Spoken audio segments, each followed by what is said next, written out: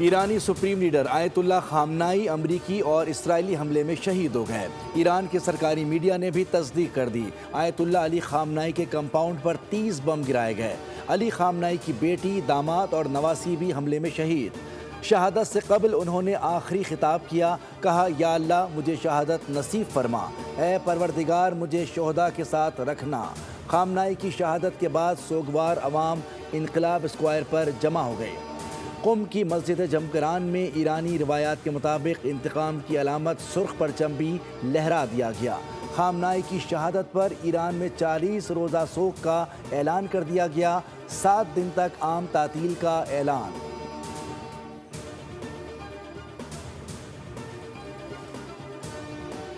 ایران میں عبوری قیادت کونسل کا قیام۔ سپریم لیڈر علی خامنائی کی شہادت کے بعد عبوری 3 رکنی کونسل قائم۔ آیت اللہ علی رضا عرافی فقہ کے طور پر منتخب۔ کونسل عارضی طور پر سپریم لیڈر کے فرائض انجام دے گی۔ کونسل کے دیگر ارکان میں صدر مسعود پزشکیان اور سربراہ عدلیہ غلام حسین محسنی شامل۔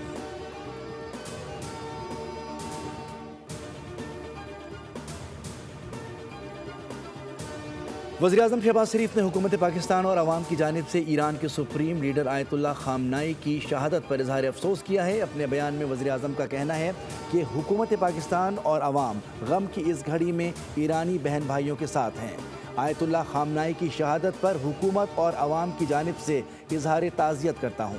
وزیراعظم کا عالمی قوانین کی خلاف ورزی پر بھی اظہار تشویش، کہا روایات کے مطابق ریاستوں کے سربراہان کو ہدف نہیں بنایا جا سکتا۔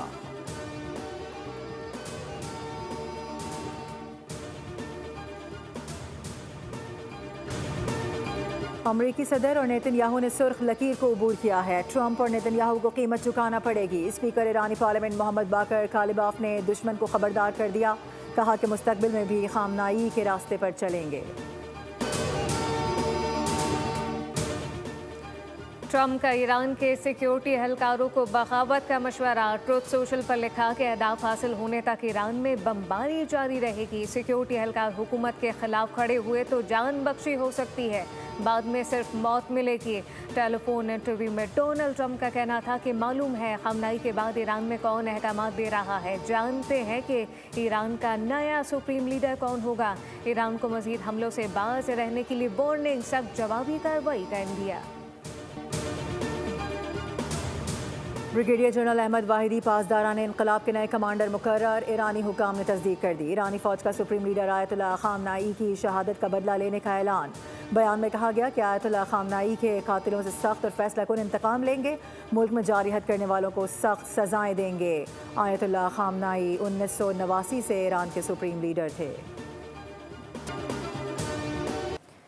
اسرائیل اور امریکہ کے ایران پر سمندری اور فضائی حملے، 201 ایرانی شہری شہید، 747 افراد زخمی۔ حملوں میں ایرانی وزیر دفاع امیر ناصر زادہ بھی شہید ہوئے۔ تہران، اصفہان، شیراز، قم اور دیگر شہروں میں دھماکوں کی گونج۔ ایرانی میڈیا نے ایران کے آرمی چیف عبدالرحیم موسوی کی شہادت کی تصدیق کی۔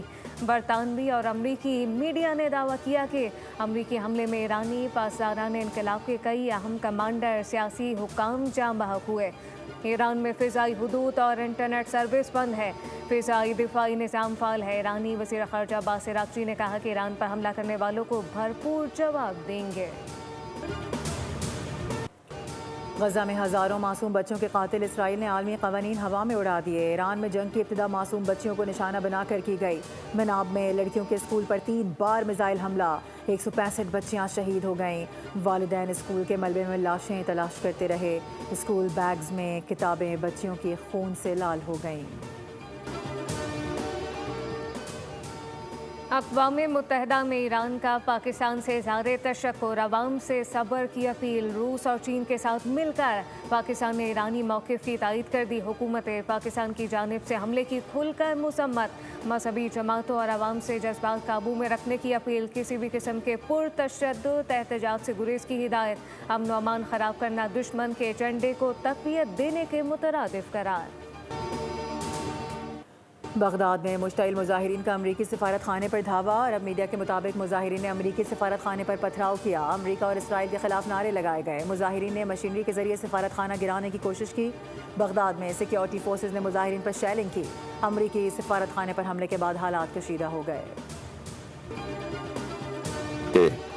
کو ملی ہے، یہ انتہائی تکلیف کی بات ہے، انتہائی دکھ کی بات ہے۔ قوم کے تمام افراد سے، وہ جس عمر کے ہوں، حتیٰ خواتین سے، بچوں سے، بوڑھوں سے، بزرگوں سے اپیل کروں گا کہ انتہائی پرامن انداز سے ہم مجلس اعضاء کو منعقد کریں گے، اور وہ ہماری عبادت ہے۔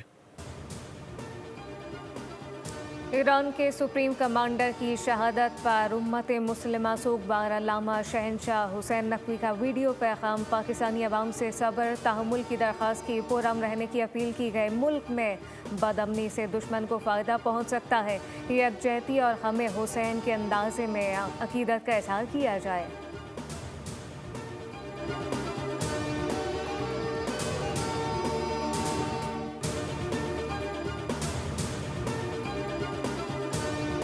وفاقی دارالحکومت اسلام آباد میں دفعہ 144 نافذ، ضلعی انتظامیہ کے مطابق ہر قسم کے اجتماع غیر قانونی تصور کیے جائیں گے، شہریوں سے گزارش کی گئی ہے کہ وہ کسی بھی اجتماع یا اکٹھا ہونے سے گریز کریں، احتجاج، مظاہرے یا اجتماع کی صورت میں سخت قانونی کارروائی ہوگی۔